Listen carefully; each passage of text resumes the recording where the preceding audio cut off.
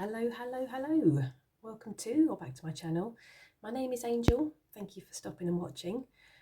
Today I thought I'd do a walkthrough of a deck that I had backed on Kickstarter. It was earlier on in this year, which I want to say was like maybe March or April of this year just gone.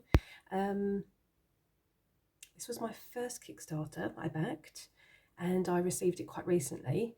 As you can see from the box that's lying on the table here, it's the Divine Arts Tarot by Hayley Kim. This is a really nice box, really sturdy box. Some really beautiful illustrations. Let's read the back. Creativity opens up doors to other dimensional realities. It breaks apart our conscious and unveils the mystery surrounding the universe and ourselves. It allows us to experience our truths. It awakens the divine within us. The Divine Arts Tarot is a 78 card deck and guidebook, calling you to seek out your inner magic, intuition and wonder. And this is written and illustrated by Hayley Kim. This is the inside of the box, which has got some beautiful gilding. I was really quick off the mark with this one, so as you can see I was back at 42. Yeah, I will show you a card when I come to it in the deck that completely sold me on this deck. Let's have a quick read here. Everything starts with a seed of creativity, followed with passion and purpose, then falling and learning its process. Then failing and learning its process, to emerging all the elements as tools. The instruments you seek, the melody you desire to listen to, the brush you are being asked to handle, the silence you are required to deal with. The Divine Arts are being carved for you to access to the state of complete emptiness, a place you will be found, a place where you will surrender. This is the inside of the box. These are the backs of the cards, which are absolutely beautiful. So beautiful. Let's take a quick look at the guidebook actually. The guidebook is like a little white book that fits into the box, which is perfect. Obviously matches the cards. Let's have a quick read here and a looky. So we've got a picture of the cards at the beginning, table of contents, a note from the creator, how the Divine Arts Tarot came to life, what the art background was. Now I'm just going to read a bit here because you'll see in a second why I've read it, but it just gives a bit of an explanation. There are no pupils in the eyes of your designs. Is there a reason for that? This is my most common question, which intrigues me, I suppose as much as it intrigues everyone else. My drawing style and sketches over the years have changed, but the pupils are something I've always skipped when designing. Thinking about it, I have always enjoyed the ethereal look to my work and the otherworldly energy it gives off. As I mentioned before, I tried my best to add illustrations to my photography. I began drawing comic style beings on my photos rather than photographing actual people. I name them the peculiar ones, and none of them have pupils. When I was bored in lectures, I would sketch all sorts of entities or goddesses with no pupils. In my journals, on my work, in my dreams. Then the creator goes on to explain that in 2016, when I received my first deck, the Sacred Rose Tarot, I noticed that each archetype or person had no pupils either. What are the odds? I later learned that people who own that particular deck would draw little dots in the eyes to make them less scary. The same thing kept happening. By that point, I hadn't connected any of this. It was once when I completed my deck that I made these connections to my past work. The lack of pupils within the deck was very intentional. I wanted my archetypes to look as though they're not from here, divine, those otherworldly beings we think of when we think of anything beyond this earth, almost alien. The second reason was to emphasize that they do not need to see in the earthly, evolutionary sense. They have no requirement for this. They see with their intention, their third eye, their higher self. It adds to the deck, knowing that this is an intuitive style of drawing and has been with me a very, very long time. So I just wanted to mention that I wanted to read it so that you'd understand when we started going through the cards. Yeah, the guidebook is, it's got a whole page for the majors and then a little explanation or description for the minors. Yeah, let's jump into the cards. What do we think about that? That sounds like a good idea, right? Let's do this. I'm just going to say that I haven't worked with this deck as yet. We're obviously in the autumn and spooky season just now, so this is a deck that I'll be working with, yeah, sometime in the near future. Let's do this. You can tell I'm not professional, can't you? Holy moly. Let's do this. Let's start with the Fool. Why not? That makes sense. Okay, so there we have the Fool. These cards aren't numbered, but they do have the title of the card somewhere on the card. So here is the Fool.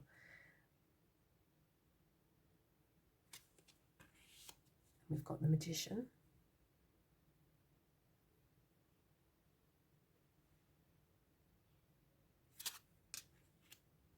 High Priestess. I think she's beautiful.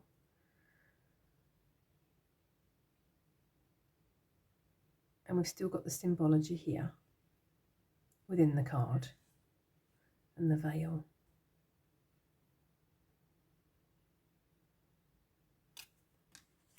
The Empress.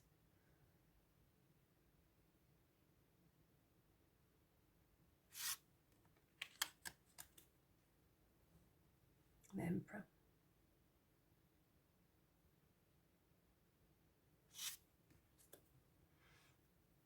This is the Cosmic Teacher. So the Hierophant has been renamed to the Cosmic Teacher.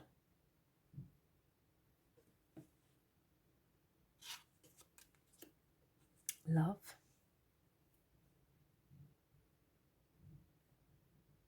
I really enjoy this, that there's no connotations of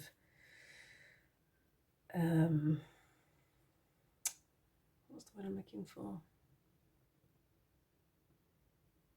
What kind of love this could relate to. I like that it's a very open card, and it's not your typical Rider-Waite-Smith with the male-female figures in the card.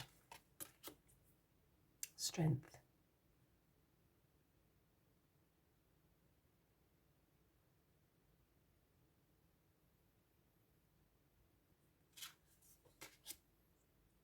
Focus instead of the Chariot. This is very interesting with the staircase leading through the image.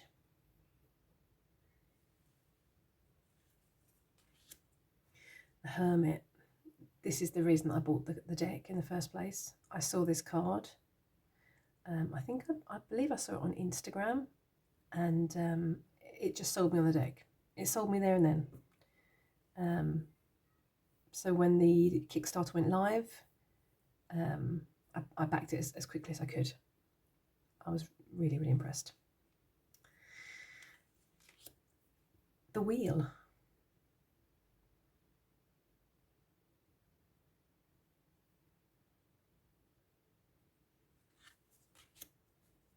Justice.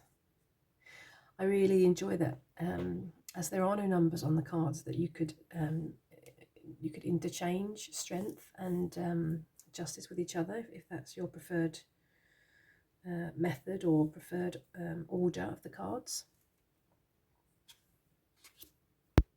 Hanged.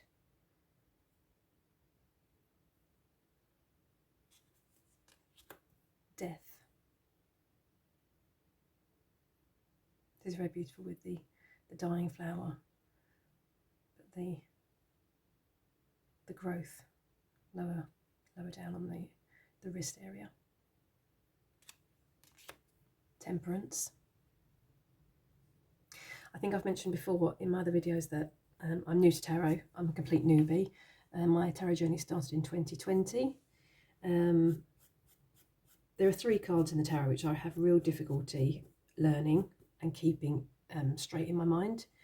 The 5 and the 7 of Swords and Temperance. Temperance just does not want to stick in my mind.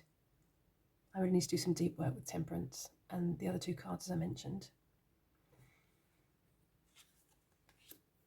The Devil. It's beautiful. I love these chains behind and even the chain going through the body. Awakening. That's obviously a name change for the Tower. I love it. I think it works really, really well. The Tower is, I'm not going to say one of my favourite cards, but yeah, I'm gonna take that story another time. But I love this awakening. You know, this busting open. I think that really works. The Star.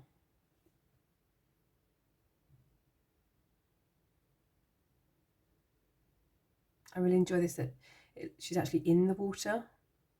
It appears that she's in the water instead of standing on the water's edge.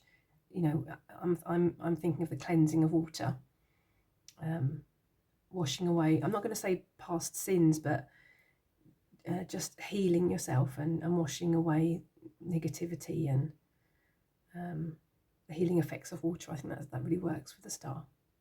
I really like that. The Moon.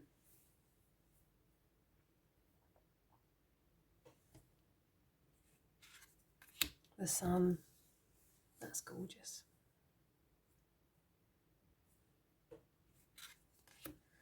The World.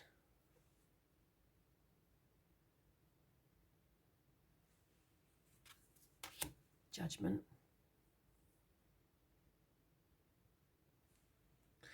And then we get onto the minors. We're getting onto the sword suit, which is colour coded. I think that's the word to use, in purple. These minor cards, or minor arcana cards, are quite pip-like. So let's get into these. That's the Ace. These are numbered.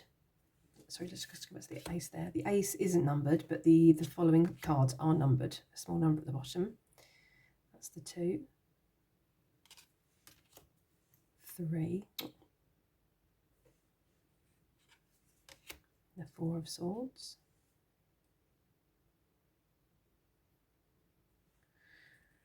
Now I believe this, actually I'm saying swords, they're not called swords in this deck. I believe they're called daggers, but let me just double check on that. Yeah, they're called daggers in this deck. Sorry, my bad. 6 of daggers.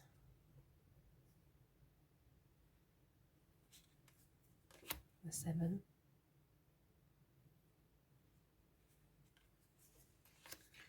The 8. 9.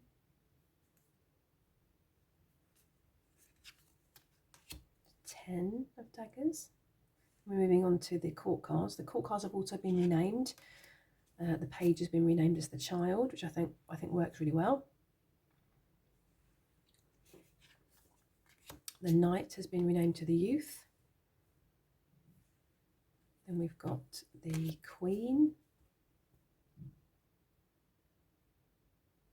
And we've even got the King. That's gorgeous. Okay, the Wands. Let me just double check they're called the Wands. I don't want to give you the wrong information. No, my bad again. They're called the Staffs. So, the Ace of Staffs. No number as mentioned before. This suit is dominated by lions. The 2, 3, the 4, the 5, the 6. Oh, that's beautiful. 7, 8. No, wait. What is going on? Nya. That says 9 on there. Let's do this. Sack the person that put these cards into order. That would be me. Sorry, that was the 8. That makes more sense. Then we have the 9.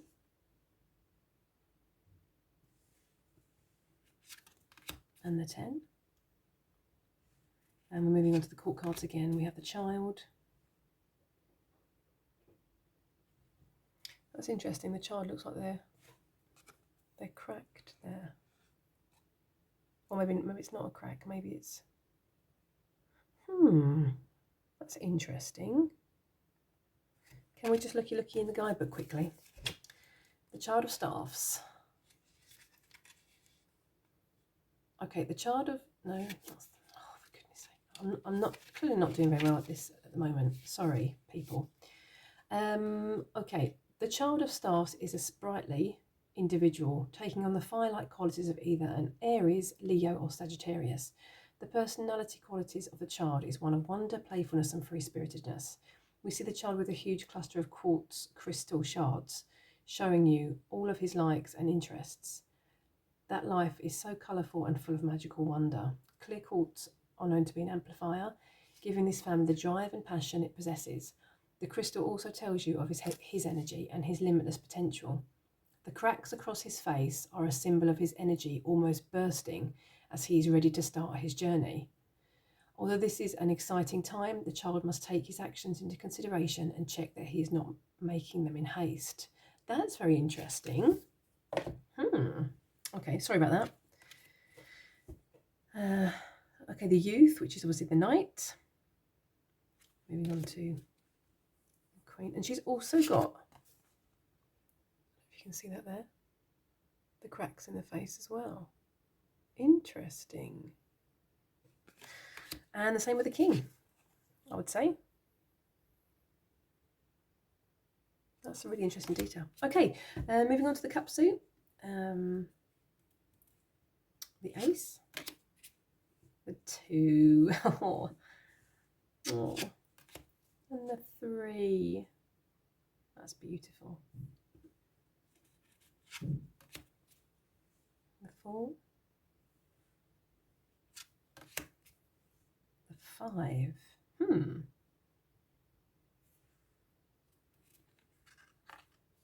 The 6.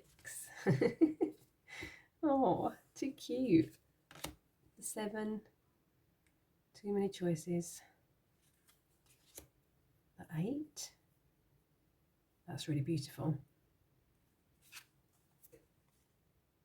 That's interesting with the mammoth there. Oh, the 9. And the 10. That's lovely. Okay, moving on to the court cards.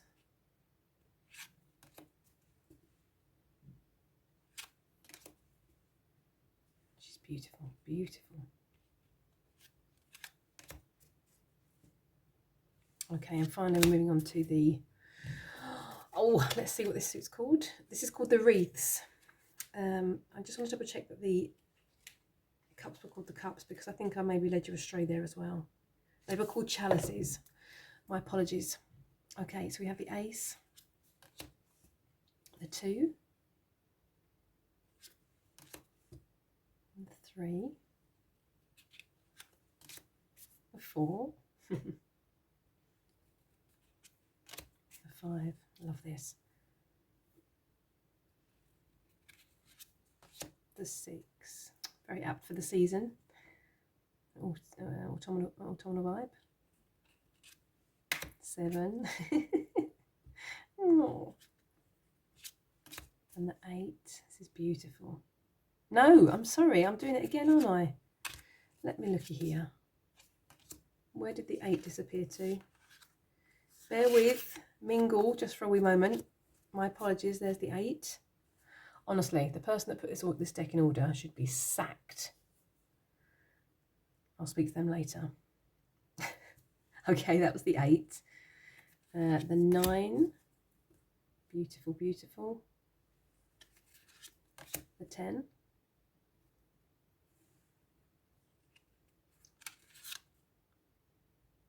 That's really beautiful as well. I really like that.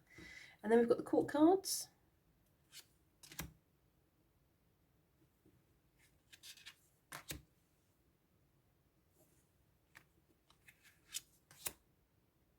Yeah.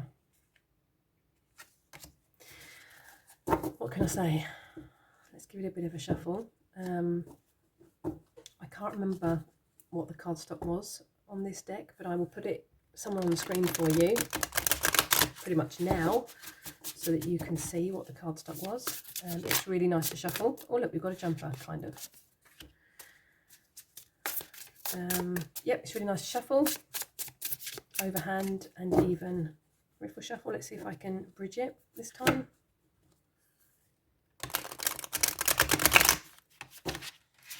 Oh, I personally think it's a little bit stiff to bridge it, but that's fine. I don't mind overhand shuffling and riffle shuffling and pressing them together. That's fine by me. I'm not that, you know, I'm not that bothered. That's completely fine.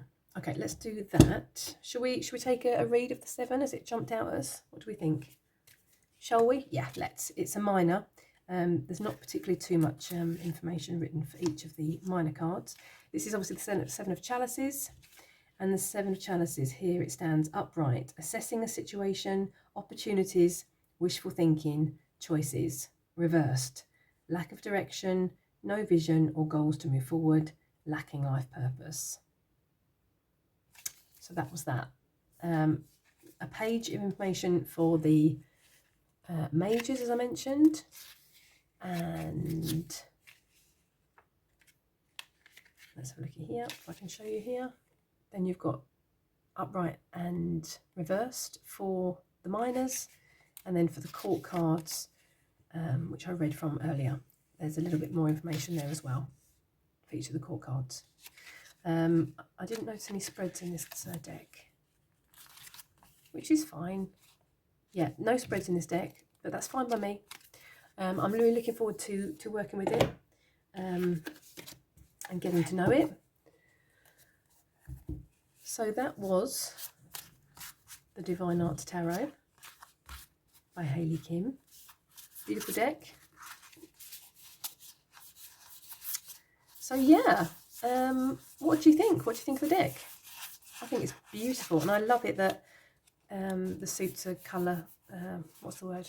Colour, I want to say colour coded. I'm hoping I'm using the right word. Let's pop a few cards out, see what they look like together. Let's go with that one. Let's go with that one. Oh, looky here. Got a bit of a fire thing going on. Oh, and then we've got, obviously, yeah, I think they're really beautiful. Most impressed. Oh, terrible shuffle there. Okay, yes, as mentioned, that was the Divine Arts Tarot. Thank you so much for watching. Please like and subscribe if you'd like to. Tell me what you think of the cards in the comments. Have a lovely morning, afternoon, evening, wherever you are.